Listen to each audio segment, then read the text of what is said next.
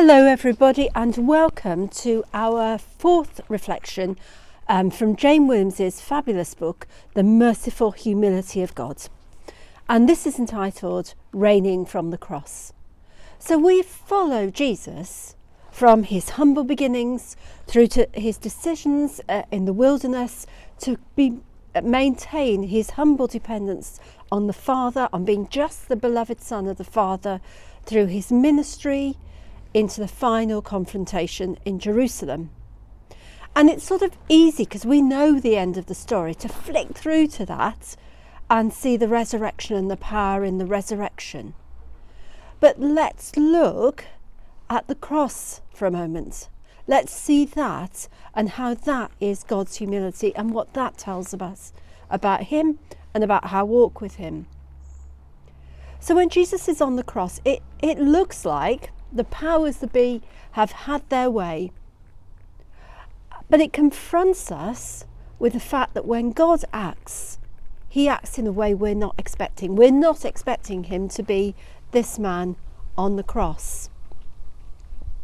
But Matthew, Mark and Luke all write that at the moment of Jesus' death, the temple curtain that separated the Holy of Holies from the world was torn from top to bottom.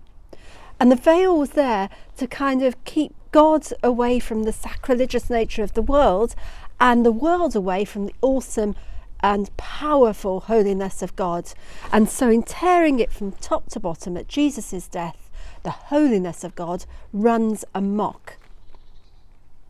So what has just happened as Jesus dies? Well, effectively, we, the world, have judged God. We've thrown everything at him, and he has still remained the beloved Son. He has absorbed it all, not giving back life for life. And so he takes into himself on the cross the cruelty of empires, the hopelessness, the fear, everything, and destroys them, so that what is left is just the action of God himself. And that is why John speaks of Jesus being God's glory. Seems strange, a man crucified on the cross, but this is God's true nature displayed and victorious. So this week, maybe we can reflect again on just hearing God call us beloveds, and remaining like Jesus, merely beloved.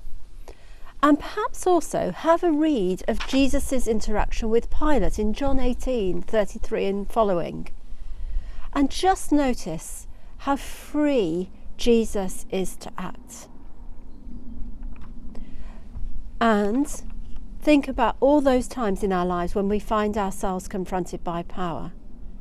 And reflect with Jesus on perhaps what we've done in that confrontation and what we might do in the merciful humility of God.